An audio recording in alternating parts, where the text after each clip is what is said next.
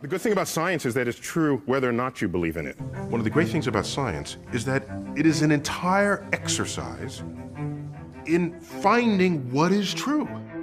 It does it better than anything else we have ever come up with as human beings. This is science.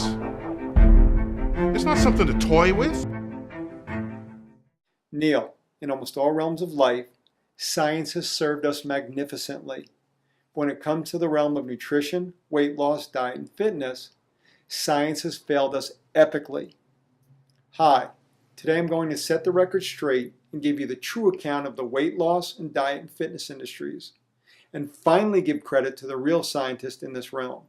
We can start with a history lesson that takes us back to the 1970s, when dieting became the rage and thin was in.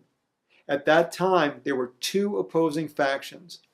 The scientific and medical community that gave us the very low-calorie diets for the thin-at-all-costs look. The other faction was a fringe group of old-school bodybuilders that were visionaries and pioneers of what has now become the diet and fitness industry.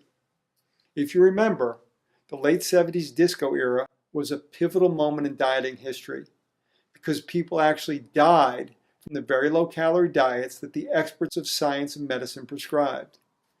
This proved two things: how harmful the calorie model of dieting was, and just how ignorant the scientific and medical community could be.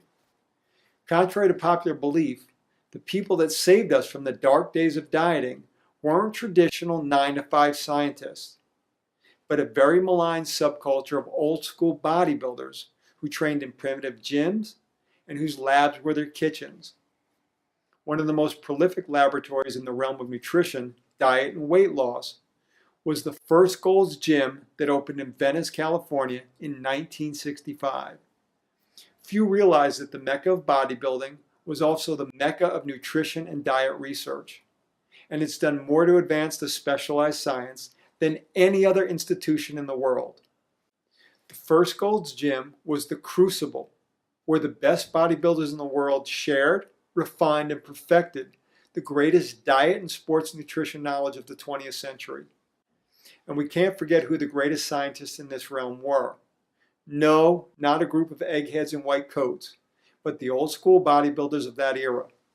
Steve Reeves, Larry Scott, Dave Draper, Sergio Oliva, Bill Pearl, Vince Gironda, and the stars of a little movie called Pumping Iron: Arnold Schwarzenegger, Franco Columbu, Lou Ferrigno, Albert Beckles, Ed Corney, Bill Graham, Robbie Robinson, Serge Nubret, Danny Padilla, Ken Waller, Mike Katz.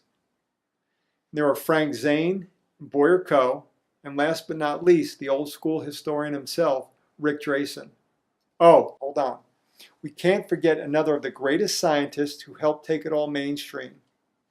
That's right, Sylvester Stallone with those Rocky movies. Everyone forgets that along with saving the weight loss and diet and fitness industry, these old school bodybuilders saved TV and the movies by giving us the superhero genre. Without them, there would be no Hulk, Conan, Terminator, or Black Panther, and we wouldn't have our 21st century superheroes like The Rock, John Cena, Chris Pratt, Jason Momoa, or the Michaels, B. Jordan, and Jai White. American TV and movies would look like Downton Abbey, Masterpiece Theater, and avant-garde French films. These old school bodybuilders never got the respect or recognition they deserved, but Neil's mistake has finally allowed me to set the record straight.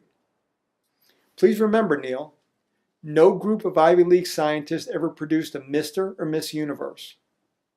Tomorrow I'll pay tribute to one of the greatest scientists and visionaries in this realm.